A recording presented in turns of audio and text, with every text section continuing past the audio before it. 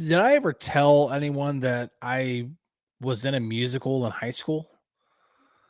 I was in Annie in high school, and one of the songs we had to learn was "It's a Hard Knocks Life." It's not the worst intro in the world, but it's still an intro. Welcome to the Southside Beat here on the DK Pittsburgh Sports Podcasting Network. My name is Chris Halicke. Greg Macafee to my right, Matt Williamson to my left. What's going on, guys? What's happening? Happy to be back. I think it's been about 2 or 3 weeks since I've been on here. So it's been a couple weeks. Back. Yeah. Good to be back. All right. So AFC North ball is underway for the Steelers, and it got off to a good start. They get off to an 18-16 win over the Ravens. Wasn't the prettiest win, especially from the offensive side of the ball, but special teams was really good. Chris Boswell was money again. The defense held the number one offense in the league to 16 points and 329 total yards. It was a good day, and 3 takeaways too. It was a good day for the defense. Let's get your guys' thoughts on that game. Anything that really stood out, anything that really concerns you going forward. Greg, since you've been gone for a couple of weeks, let's get your thoughts first. Yeah, I mean, for me, I wrote about it earlier this week. It's the young guys making an impact. I mean, we felt it right away on the very first defensive drive. Nick Herbig comes up behind Derrick Henry and forces, I think, Henry's first fumble of the season, comes from behind and kind of punches it out. But you had young guys, it's been a continuance over the last 3 or 4 games. I mean, you have Beanie Bishop with 3 interceptions. Joey Porter's become one of the best, lockdown corners in the league and comes up with a huge play at the end of the game. And then, Peyton Wilson, I mean, a once in a lifetime type of interception, coming up with that turnover after Russell Wilson's interception in the red zone. I mean, you just see these young guys kind of coming up all over the place for the defense, and it's allowing this defense to kind of take another level. And it's, a new generation of Steelers to kind of carry on the defensive legacy. So I think it's good to see, and it definitely played a big role on Sunday. Matt, what were your thoughts on the game? Because there's a number of different ways we can go here. A million. Yeah. I guess I'll just piggyback off that. I mean, a lot of those guys got their first taste of Steelers Ravens, and you didn't mention Frazier McCormick and, they battled it out. I thought the interior of the O-line played really, really well. But then I'll just take the opposite side of the coin, flip it to the old guys. That's Russell Wilson's first Ravens Steelers. And was he perfect? Far from it. But it's a stabilizing veteran force on that side of the ball that the Steelers haven't had since Ben, and I think that goes a long way. And I had a really good conversation with, I host a drive on Steelers.com, and Bob Labriola is basically the Steelers historian. And I asked him today, of all the phenomenal Steeler defensive players in the history of this organization, and they probably have the best group ever, has any of them played at the level that Cam Hayward is playing at his age? Yeah. The answer is very short, no. I mean, he's one of the best defensive players in the league at his age, and I think it's an underappreciated story. I could continue to go off of Ravens stuff, and I do think people like Patrick Queen deserve his flowers. Yeah. I thought he played really well. Had a lot of reason to that game could have been a game that got away from him. With all the emotions about facing his former team. That it wasn't like that. He built off of what he did the week before against the Commanders. He was all over the place. He was reading and reacting so quickly. I did a chalk talk earlier this week on his performance, the way he looked in coverage. The fact that PFF gave him like a grade in the 50s in coverage was just absolutely ridiculous. Let's not get into PFF. I mean, I know. I mean, we've had that conversation this week. We have, and made jokes with some of the players in the locker room about it. But no, but seriously, because I watch it with my own eyes, I'm like, was every rep perfect? No, but you had times in which he's running down the middle of the field with Zay Flowers. There's all this complaints about oh, you can't have a linebacker on a receiver. Well, you might be able to put Patrick Queen on a receiver if he's running a go route, because Zay Flowers is no slouch when it comes to running down the football field, and Queen ran with him step for step. But to bring up the Cam Hayward thing, I've been starting to have kind of this thought process, and maybe we can kind of dovetail this into a really quick couple of minutes before we really dive into the matchup on Thursday night against the Browns. How many All-Pros are on this team right now?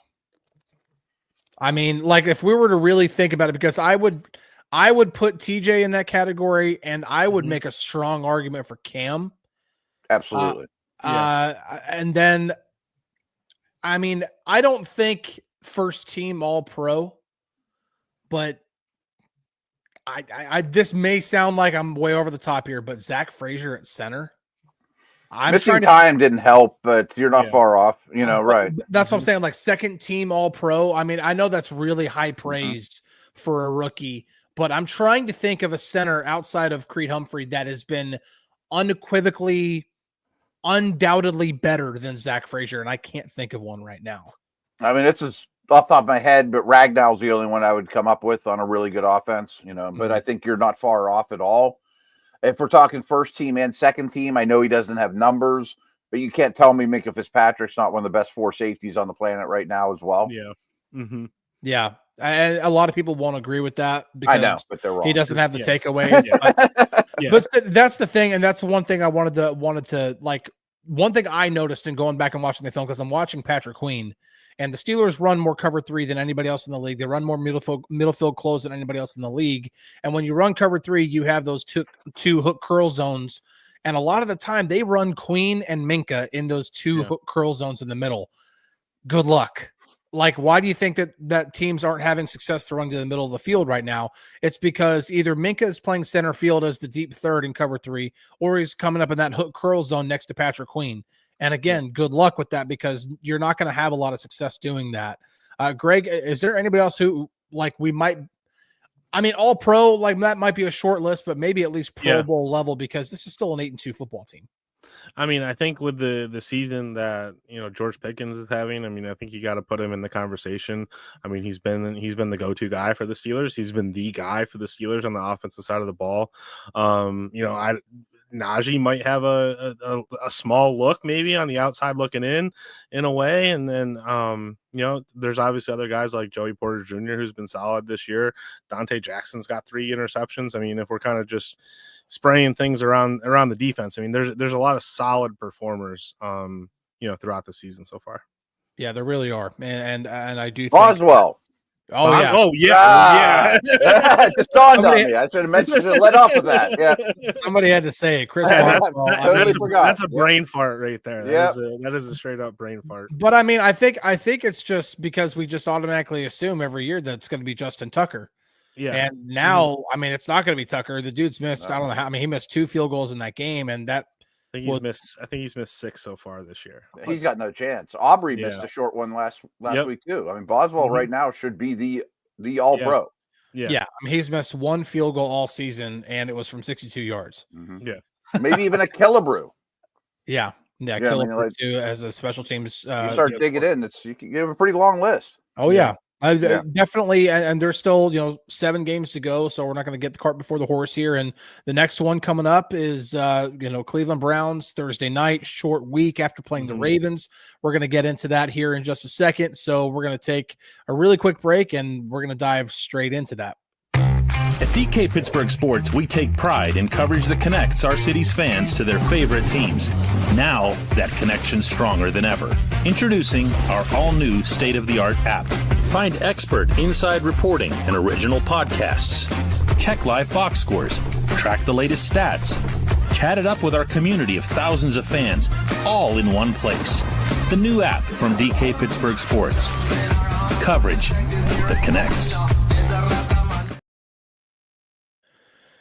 Thursday night football, Steelers, Browns. They did this a couple of years ago, and it didn't go the Steelers' way, but Mitch Trubisky was also the quarterback then, not Russell Wilson. So I think the Steelers have a better football team this time around than they did a couple of years ago. But either way, this is going to be an interesting matchup because, on paper, it's 8-2 versus 2-8. They're, the Browns are down to Jameis Winston. They don't have their starting quarterback. Nick Chubb doesn't really look like himself right now, coming off of that serious injury. Their defense has been pretty bad. They're beat up on the second level of their defense. Their offensive line's not been great. Yet the Steelers are coming off playing the Ravens on Sunday. That's never easy to do, even though the injury report is a pretty clean bill of health for this time of year. It's still, I don't think we can just go into this and automatically assume that it's going to be just a cakewalk for the Steelers. So, Greg, what's one thing that you're wanting to watch for in this game, whether it be in terms of a matchup, in terms of just anything? Like as you said, the makings of like a trap game are there. I mean, obviously it's the AFC North. Anything can happen. The weather, the Steelers coming off of a short week, and both teams coming off of a short week. Everything is there. And when you throw in the division rivalry, when you throw in that division matchup, anything can happen. I think with the snow and the rain right off of the lake effect snow and everything, I think the weather is going to play a bigger role in this game than a lot of people might think. And when you throw that into the equation, anything can happen. It looks like it's going to be kind of a, running the ball, kind of grind it out type of game. I wouldn't expect it to be a high scoring game whatsoever. So, ball control, I think, is the one thing to look at. Holding onto the ball, the fumbles. I mean, we saw it earlier this week in practice. The Steelers were dumping balls into buckets of water to work on ball security. So I think that will be with the weather involved and everything like that. I think that will be the one thing to keep an eye out for. Because the team that holds the ball the longest and doesn't commit turnovers, I think, is the team that's going to come out on top. Matt, what are your thoughts? What's standing out to you about this matchup? Yeah, a lot of what you guys said. I mean, like the day the schedule came out, I looked at this and said, "Oh no, short week on the road, nasty place late in the season. This game always seems to be played in Cleveland, not Pittsburgh, after Baltimore." But I feel a lot better about it now. I mean, you start breaking down the matchups, and there aren't on paper a lot of places that Cleveland has an advantage, if at all. But the weather could absolutely be an equalizer, make a weird game even weirder. It certainly could hurt the kicking game. Do you have as big an advantage in the kicking game if it's windy and nasty?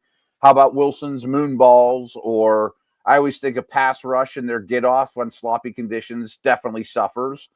But in the end, like you guys mentioned, I'll take the team with the better running game, and that's definitely Pittsburgh, Yeah, for sure. And that's even like the Steelers are very aware, and they're going to be prepared for Nick Chubb and Jerome Ford. Even though Nick Chubb has not looked like the Mr. Chubb that Mike Tomlin, has the utmost respect for. And they are very aware of Jerome Ford and what he did to them last year when Chubb went out and Ford kind of sliced him and diced him. They're very aware of what those backs can do, and they're going to be prepared for it. That being said, that kind of there's a couple of things that stand out to me about this game and breaking things down. That's the first thing, is that trying to make the Browns one-dimensional. Take away the run game. There's a couple of ways to do that. Obviously, that's score a lot of points on offense and make them play from behind. That's one way to do it, obviously. But then the other part is take away the running game. Make Jameis Winston beat you in the drop-back passing game, because that's when you're going to be strong. Because I was like, again, the number that jumped out to me was Jameis Winston's passer rating out of play action. And you'll never guess how high it is. It is 150.4 out of play action. So he's very, very efficient. Now, again, 3 games starting, and some people wouldn't say they're down to Jameis Winston. It's actually an upgrade over Deshaun Watson, and that's a very solid argument, to be completely honest. Yep, I agree with it. But that's one of the main, like what he's doing out of play action right now is definitely something to watch for. And I've got something else I kind of want to get into as well. But when it comes to this Browns defense, this is the part that's kind of interesting to me. Is it on paper, even with some of the injuries they've had, it still looks like they should be a better defense than they are. So, Greg, what are you seeing from this defense, either for better or for worse? I mean, they've had a really good defense on paper, like you've said, the last couple of years. I mean, Denzel Ward has been one of the top corners in the league. JOK in the middle of the defense has been really good. But he's hurt. When their run defense has hurt from that. So that's obviously something they can take advantage of. And Obviously, Myles Garrett's one of the best defensive ends in the league and everything like that. So I mean, I think it's just kind of somewhat of an execution thing for him, maybe, in terms of just being able to come together and put from what's paper onto the field. Matt, what are you seeing from this defense? Because you can go to a number of things. You can go to their elite corners and in Ward and Newsome, or you can go up front and take the low hanging fruit and look at Myles Garrett and the rest of that defensive front too. Yeah, I think some of it's above the neck, to be honest with you. That I think whenever Winston came into the quarterback, the offense got a boost. Ding dong, the witch is dead. We got this guy out of there, and we have a chance. And you can see there's more optimism with their receivers and all that. But in the meantime, the defense has had to carry the bricks all year, and they're pretty beat up, and they're selling off Zadarius Smith and pieces, and it's pretty clear where they're at this point.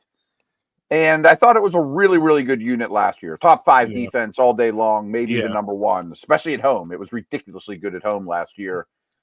And I hate to say this, but you watch the Saints game, the defensive effort left a lot to be desired. It looks like they've kind of cashed it in. But this is the Steelers on a primetime game. Mm-hmm. I don't think Myles Garrett's going to go through the motions and all those guys, but they're not real strong up the middle either, Yeah, that's the part of it to me. Like not having JOK in the middle of that defense, I think really, really hurts them. Yeah. Because then the safeties have to overcompensate. That hurts them in the back end. And this is the other part of the Browns that I'm curious of, because looking at the way the Steelers have really taken the top off of defenses, has been with those go balls, those moon balls thrown outside the numbers. Well, the Ravens came out and they ran too high shell looks thrice as often as they normally do. They didn't predominantly run it, but they still ran it way more often than I think anybody expected them to, including the Steelers. So you might think, okay, well, is that just going to be the recipe? Is that what everybody's going to do? Well, this is a really good test to see how desperate teams are going to be to try to take away those passes. Now, weather permitting, that's the factor there. But the Browns run middle field closed the second most in the league, and that only trails the Steelers. So they are a primarily cover 1, cover 3 team. They're not cover 2, cover 4, cover 6. And so that means that they let their Denzel Ward and Greg Newsome II be their man corners. That's what they do. They play more cover 1 than anything else, which means one high back, and they're going to let their corners take away those receivers because they can trust them to do it. Are they going to let them do that? Are they going to just trust Ward and Newsome to take away Pickens and Williams running those go routes down the sideline? Or are they going to try to go into more too high looks? And if they do, then I think you're going to start getting a template for how defenses are going to play against them. So that I'm really curious of, not only in terms of this game, but also in how defenses are going to play them in future weeks, and then how the Steelers can adjust off of that, because they can't just throw go balls all day. They have to find different ways to exploit defenses. So, and you more or less said this, but I do think weather will have a lot to do with that. Yes, if he's throwing deep balls and they're flying all over the place, you can't control them. Well, that make it a lot easier. I don't think the precipitation will affect that as much as the wind. If it's 20 to 30 mile an hour winds with 40 mile an hour gusts, I don't think there's going to be a lot of moon balls that Russ is going to be trying to throw higher than the stands. That'll definitely, I think, play a factor. And then again, to your point, Matt, I do think that just brings it down to running the football. The Steelers are, they've been pretty up and down when it comes to running the ball. I did like some of the things that they did against the Ravens. It didn't always look efficient, but Najee, I think, had 3 carries of over 10 yards in that game. Yeah. That, to me, against the Ravens defense that's really good against the run, is pretty encouraging to me. So, are you guys concerned at all about the Steelers' ability to run in this defense? Because, again, I think that defensive front with Dalvin Tomlinson and Shelby Harris in the middle and Myles Garrett and those guys, that can still be a really hard front to run against. Are you concerned about their ability to run the ball? A little. Yeah. I mean, I don't think that this is an offense that can run on anybody every week. You know what I mean? They're not there yet in the trenches. They're not there yet with execution, snap after snap after snap. But I also think, and knowing Tomlin, he's going to land a lot of body blows in the first half. There's this game might be 3-0 at the half, but the Steelers ran the ball 25 times already. You know what I mean? And 2-yard gains turn into 7-yard gains in the second half. And considering the state of the Browns, does that defense want to do that over and over and over? You know, again, back to the effort thing and how they treated Taysom Hill. And maybe, you know, they're professionals. Well, speaking of Taysom Hill, Greg, I'm gonna throw this in your direction. And I know Arthur Smith didn't want to compare Justin Fields to Taysom Hill, but in terms of the Steelers' red zone woes, yeah, the idea of deploying the Justin Fields packages a little bit more often, maybe inside the 20, that's kind of an interesting thought.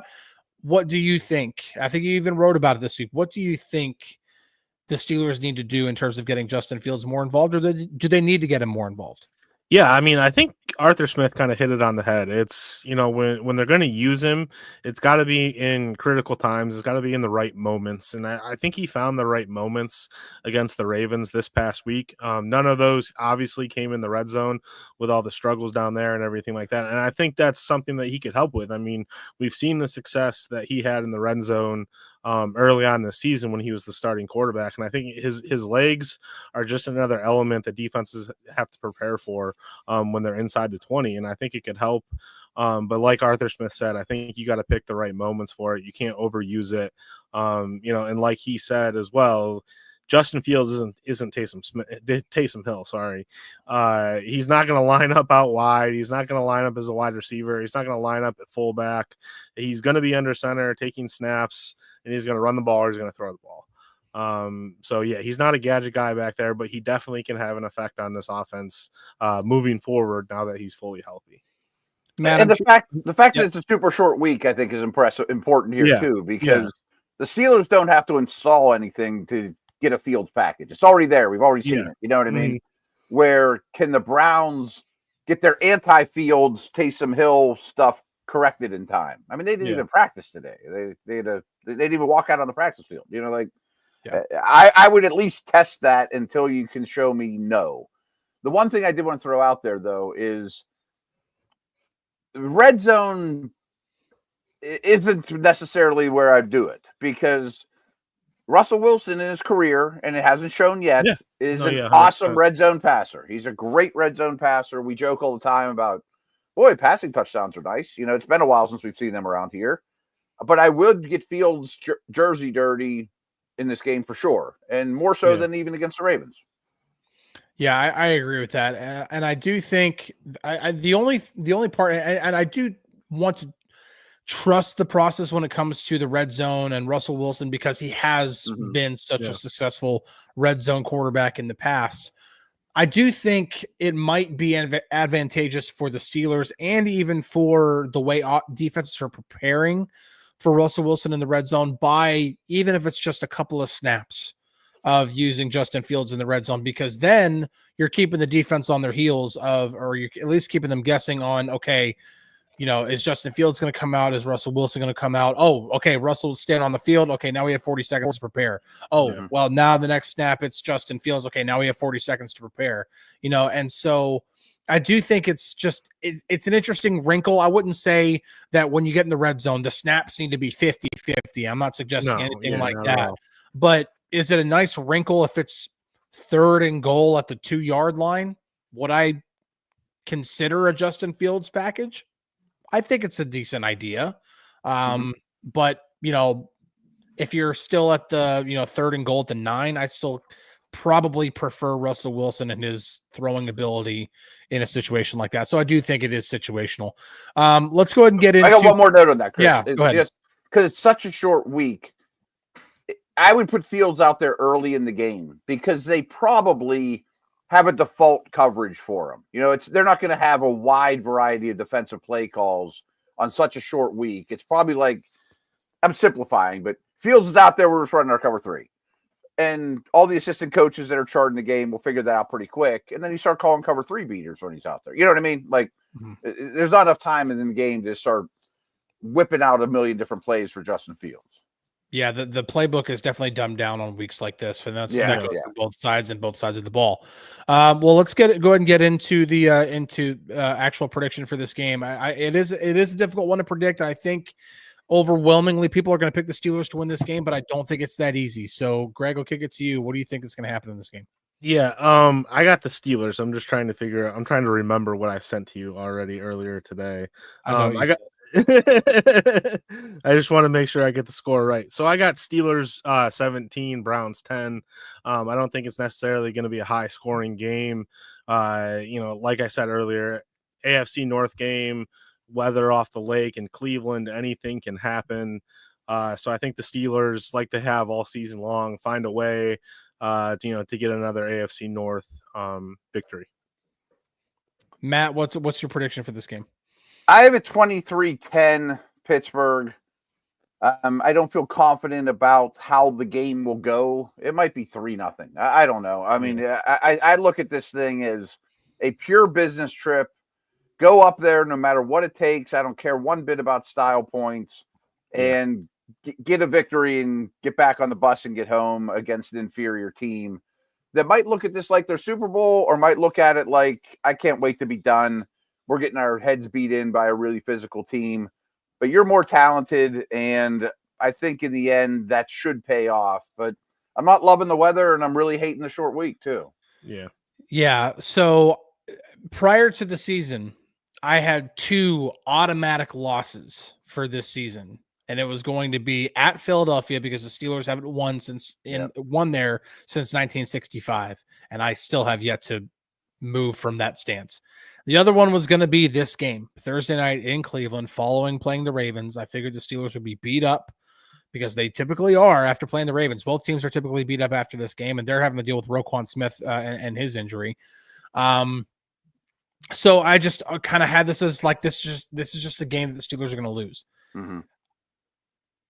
I'm now sitting here being like, I can still see them losing the game. I don't think that if the Steelers lose this, that people should be all that surprised, and people should throw their hands up and be like, "Oh, that's it. This is a farce." They were never they never meant to be leading the division, even though that fire Tomlin, fire everybody. Yeah, Art needs to sell the team, whatever. Right. Burn the place down. Right. But I still do think that the Steelers are going to end up pulling this out. I do think they're just such a better football team right now. I do think they're going to give up a couple of big plays that might end up hurting them, but I think overall they're going to be able to control the clock. And I think they'll convert a couple of times in the red zone. I don't see either team putting up a lot of points. I think the weather is going to put a big damper on that. If the weather wasn't a factor in this game, I think the Steelers would easily put up over 30. Yeah. I'm going to say 20-16. That seems a little high. I don't remember what the over-under is. I don't know how much that flirts with it. But I'm saying 2016. I just have a feeling this isn't going to be a pretty game whatsoever. Mm-hmm. So I think the Browns have to settle for a lot of field goals. I think the Steelers have to rely on Boswell to kick a couple field goals, but I think they convert a couple of times too. So I'm going to go ahead and say 20-16 Steelers win.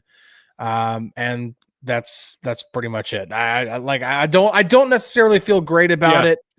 I think the Steelers have a better chance of sweeping the Bengals than they do of sweeping the Browns. And this game in this situation is the main reason why, even though I think the Bengals are a better football team. I got one more matchup I want to throw out there to end on a good note. Mm-hmm. These offensive tackles for the Browns against the Steelers edge guys is a real problem for them. And they're hurt at left tackle too. They're going to ask one. Yeah, a Fetty's going to be the left tackle, or one of us three is going to be the left tackle. Probably one of you two. And they're not even really equipped to chip and things like they usually do. Like they want to play 3 wide, long developing plays, getting Njoku in routes. Their blocking tight end is hurt. Who's going to help? And I think that there's going to be a lot of sacks in this game. And here's a quick prediction. You mentioned the Bengals. They're on the horizon. I think the Steelers get like 12 sacks in the next 2 weeks. So there's not going to be any slow playing rush. It's just light your hair on fire and go get an immobile quarterback. And TJ Watt's going to be back amongst the sack leaders. Greg, any final thoughts? Just find a way to get it done, man. I mean, I think that's the big thing. I mean, with the weather, obviously with the history in Cleveland and everything like that, I think they have one win in Cleveland since 2017. Yeah. I think I read earlier. I mean, just find a way to get it done. Tomlin on the road on Thursdays is bad too. It's like he's 1-7. Yeah. And so I mean the history is in Cleveland's favor in a way. So it's find a way to get it done and get out of Cleveland on a cold and rainy Thursday night with a win. Oh, that's going to do it for us. We really appreciate you guys tuning in. Enjoy the game Thursday night, Steelers Browns. It'll surely be some sort of entertainment, whether it's actually a really exciting game or if it's more like Jake Paul versus Mike Tyson. Hopefully it's not. Hopefully it's the former. So either way, you guys have a good night. We'll catch you guys in the flippity flip.